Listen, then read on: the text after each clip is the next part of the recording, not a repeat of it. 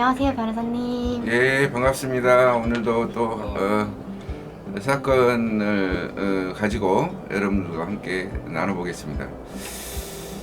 오늘 할 사건은 주택임대차예요. 주택임대차.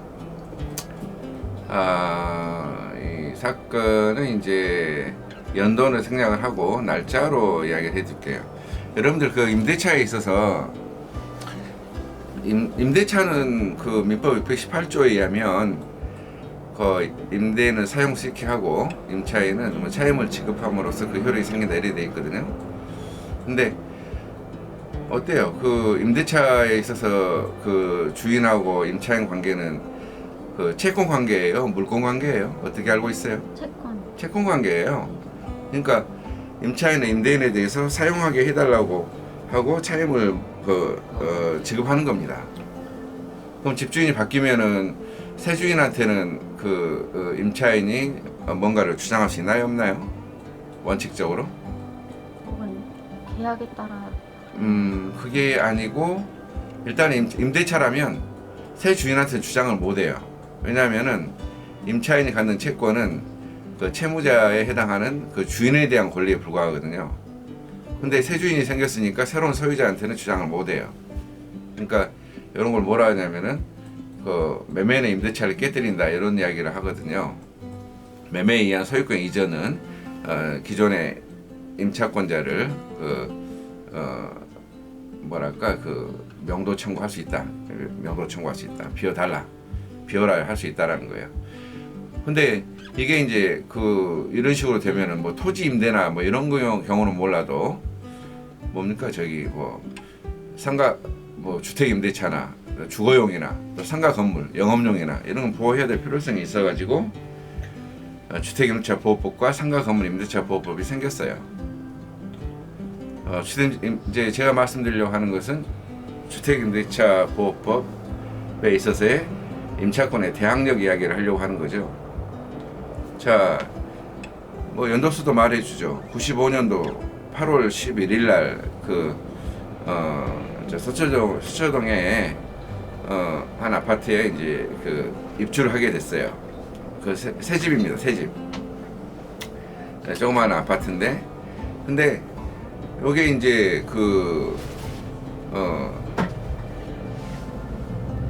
임대 계약을 체결하면서 보증금을 1억 5천을 지급하고 1억 5천만 원을 이제 보증금을 하고 계약금으로 1,500만 원을 냈고 그 다음에 뭘 했냐면은 주택 인도를 받고 그 다음에 또 주민등록을 해야 되는데 이사를 금방 오진 않잖아요. 오지 않기 때문에 일단은 계약서에 확정 일자는 그 동사무소 가서 찍고 그 다음에 뭐냐면은 거주는 이제 이사는 나중에 완전 이사는 나중에 오기로 하고 해서 일단은 주택임차 보호법상 필요한 요건을 완벽히는 안 갖춘 걸로 대항력을 갖추는 이제 대항력의 완벽한 요건을 안 갖춘 식으로 돼 있었는데 이 집이 8월 16일 날 소유권이 넘어가요. 8월 16일 날, 야, 5일 만에.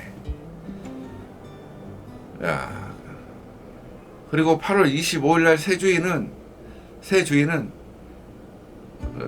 동부화재 신용금고인가? 동부신용금고 거기에 동부상호신용금고죠.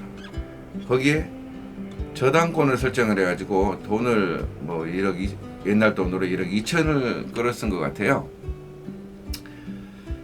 자, 일단은 이제 이사를 임차인 입장에서는 이사를 완전히 하는 시점이 나오겠죠. 그 시점은 25일이 지나서 한 9월 1일 정도에 완전 이사를 한 걸로 판명이 됐습니다. 완전 이사를 한 걸로. 그러면 이제 이게 어떤 문제가 생기냐면 상호신용금고에 돈을 갚지 못하다 보니까 경매가 들어와요. 그리고 임차인은 계속해서 지금 사용하고 있겠죠. 97년도까지 계속해서 사용하고 있었습니다. 사용하고 있었는데 갑자기 경매 들어오고 경매 절차에서 뭐 배당 배당 요구를 해라라고 하는 통지가 오니까 보증금에 대해서 이제 배당 요구 신청을 하게 되죠. 그러면서 그때 이제 언제 뭐 그 이사를 왔느냐 뭐 등등 이런 것을 이제 거기다가 적게 되는데 참 이게 난감한 거예요. 지금 현재 소유자가 지금 8월 16일 날 8월 11일 날 계약을 했고 8월 16일 날 소유자가 변동됐기 때문에 그때까지 대항 요건을 갖추지 못했다면 세주인한테 주장을 못하니 보증금도 세주인한테 주장 못하고 전주인한테 달라고 할 수밖에 없어요. 그럼 전주인은 집 팔고 돈이 없으면 그 돈을 못 받는 거죠. 근데 이게 그리고 25일 날 세주인은 25일 날 저당권자한테 그 돈을 끌어쓰고 물권이 저당권 설정해 놨으니 이 16일 날 그 소유자한테도 주장 못 하는데 25일 날 그 소유자로부터 저당권 취득한 그 사람한테는 절대 대항을 못 하고 이 사람의 경매에 대해서 아무 말도 할 수 없게 되는 거죠. 그런데 나중에 이제 2년 후에 아까 말한 대로 저당권을 내 계에서 경매가 들어왔으니 경매 법원에서 배당 요구를 해라. 그래서 배당 요구를 했는데 그때 25일보다 전인 23일자에 이사를 했다. 완전 이사를 했다 그 말. 완전 이사. 이게 난감한 거예요.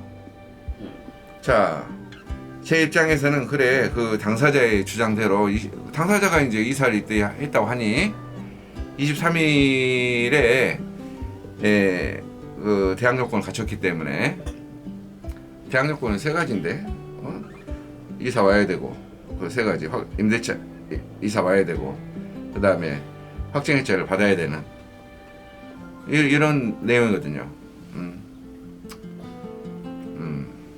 주민등록해야 되고 주민등록해야 되고 그 다음에 인도 받아야 되고 그 다음에 확정일자 찍어 놓은 계약서의 확정일자 세 가지를 모두 갖춰야 되거든요. 그러면은 임시가 계약을 체결했을 때 그 주민등록 했을 거예요. 했어요. 8월 11일 날. 그 다음에 우리가 애초에 주장했던 8월 23일 그게 이사가 사실이라면 8월 25일 날 그거보다 앞서니까 괜찮죠. 응? 그럼 괜찮다고.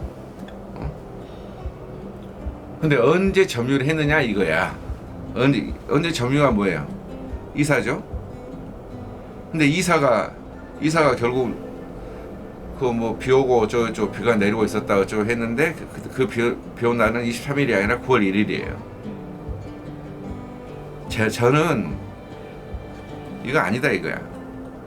그게 아니고 이사가 완전히 이루어진 날이 인도받은 날이 아니라 언제라고 생각돼요.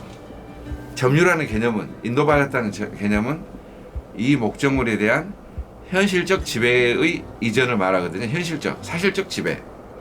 사실적 지배는 뭐가 있으면 사실적 지배가 된다고 생각해요. 키, 열쇠 교부. 열쇠를 그럼 언제 받았느냐 이게 쟁점이어서 저는 23일날 이사 왔다는 거 그 주장은 그대로 유지를 하면서 상대방이 이제 그때 뭐 비가 내리고 있었다 했는데 23일 비가 안 내리는 것처럼 사실 저희가 되고 그 다음에 9월 1일날 이사가 완전 이사가 된 걸로 됐어요. 그러나 이 집은 현실적 지배가 언제 이루어졌다? 키를 받은 때다 이 말이야. 이제 그렇게 해서 이제 주장을 변경을 했죠. 주장을 변경을 했는데 상대방은 웃기다는 거죠.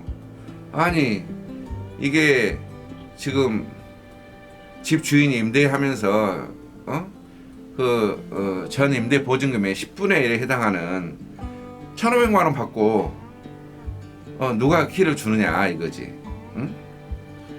저는 그리고 뭐 짐을 나르기 시작했다 하는데 그 8월 16일 날 소유권 이전되고 나서 새로운 집주인 임시였는데 그분은 또 저당권을 설정하려고 상호신용공고를 갔는데 상호신용공고에서는 이 집의 조사 나와요, 안 나와요? 나오죠. 그렇죠. 임대차 조사가 나오죠. 그때는 아무것도 없었다라고 하면서 아무것도 없었다. 사실은 23일경인가 그때나 그냥 도자기를 이전하고 막 그랬을 것 같아요, 내 생각에는. 그러니까 그것을 이사라고 본 거죠. 일부 이사라고 본 거죠. 그래서 주장한 건데 16일날 소유자가 됐던 임실한 분은 25일날 결국 재당권이 설정됐지만 그 전에 상호신용공고 가가지고 이게 그 얼마 정도 대출 나오느냐 해가지고 대출을 받기 위해서 조사는 23일 전에 나왔던 것 같아요.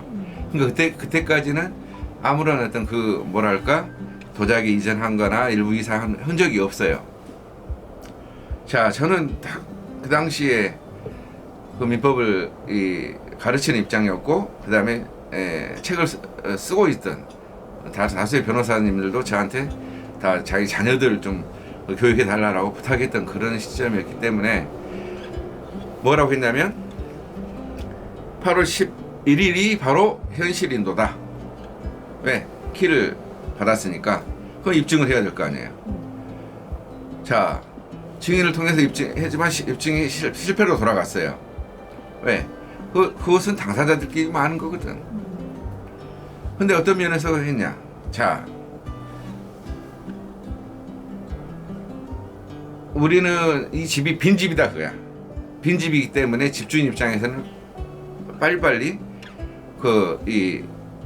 뭐 건축비도 이제 뽑아야 되고 하기 때문에 10분의 1을 바꿔도 키 준다 이거지. 키 주고 그 다음에 얼마든지 이 사용권을 일단 부여하는 조건으로 들어왔던 거예요.